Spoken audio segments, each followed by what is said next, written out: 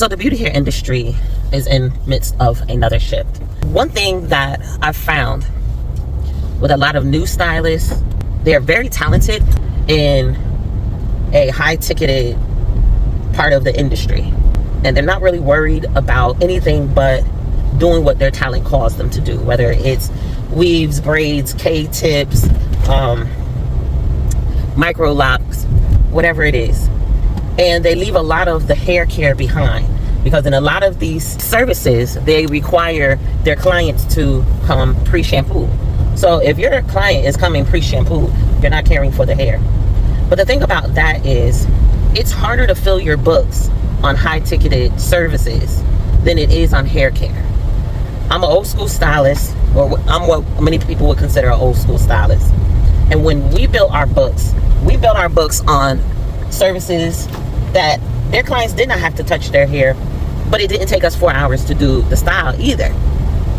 They came in, we shampooed them, we gave them their treatments, we gave them their trims, and we styled their hair.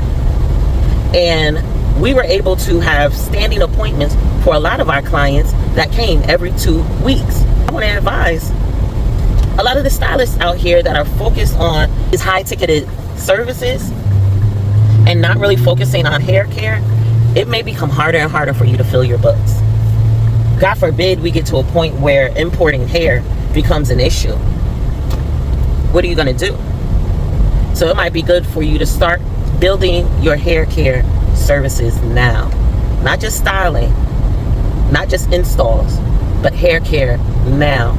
Because we don't know where the industry is going, but what we do know is there will always be people that need someone to care for their hair.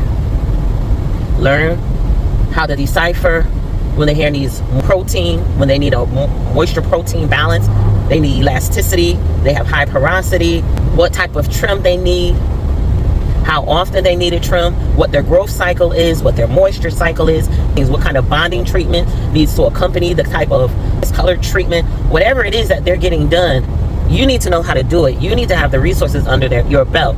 I wrote a book called Deciphering the Dynamics of Textured Hair.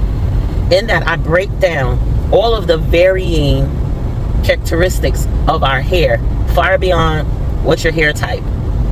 You need moisture, so that you can know how to do an in-depth hair analysis.